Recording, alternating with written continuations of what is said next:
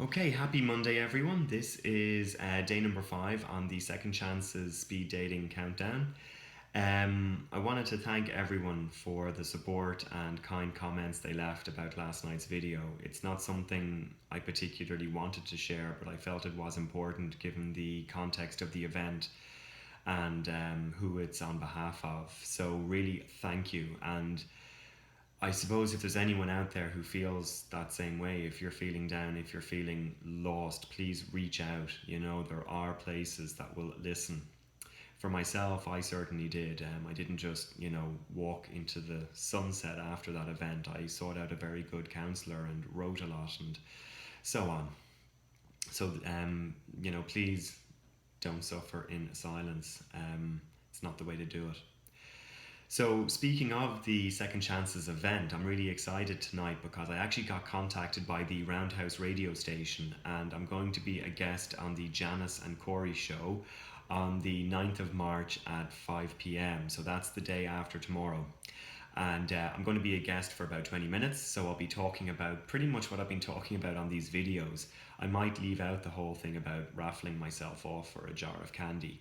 It might reek of desperation, but it's a great opportunity, all joking aside. It's a brilliant opportunity to get word out. So again, thank you guys, everyone, for helping me with this. I really appreciate it. And I think I'm kind of, I don't know if it's fun or exhaustion, but this is really becoming kind of exciting. So I wanted to just lighten the tone a little bit. I know that talking about suicide is quite serious, and for me it was being numb and feeling despair. And what's the opposite to that? For me, it's always been love. And loving myself, I don't know. I know I want it, I crave it. I think it's something that would actually really help me a lot, and I've just never been able to be open to it because it's always felt wrong. I've always felt undeserving and incompetent and unlovable, I believe, are the words I used a few weeks ago. Um, and this really kind of ties in, like, what does someone do after a suicide attempt? It's really hard to know. For me, the steps were number one, forgiving myself because I'm not proud of it. I'm really not proud that that's where I ended up, but it is, and it happened, and I'm still here. I'm one of the lucky ones. And forgiving yourself is tricky, but I think it's necessary. I think it's the key to beginning to be kind to yourself and to learn to self-love. Now, I know there are so many self-help books out there saying the very same thing. Self-love, be kind to yourself. They're out there because it's true. And believe me, I don't like to admit that because from my experience, I've gone around in circles and I'm always back at this same point. It is true. Learning to forgive and self-love yourself. It's not ego. I always misunderstood it to be ego. You can't have an ego. You can't be arrogant. You'll be a bad person. And that's not what it is. Self-love, for me, has become this idea of being at peace with yourself, making peace with whatever you're fighting. So for me, being gay, making peace with that was actually easier than making peace with having a stutter. And that's still a work in. I'm still working on that. But that peace, being open, being at ease with yourself, is for me really the kind of opposite to the feeling of despair when you talk about suicide. And I do believe it's the first step in love. I think if you can't love yourself, if you can't like yourself, then how do you expect to find it from someone else?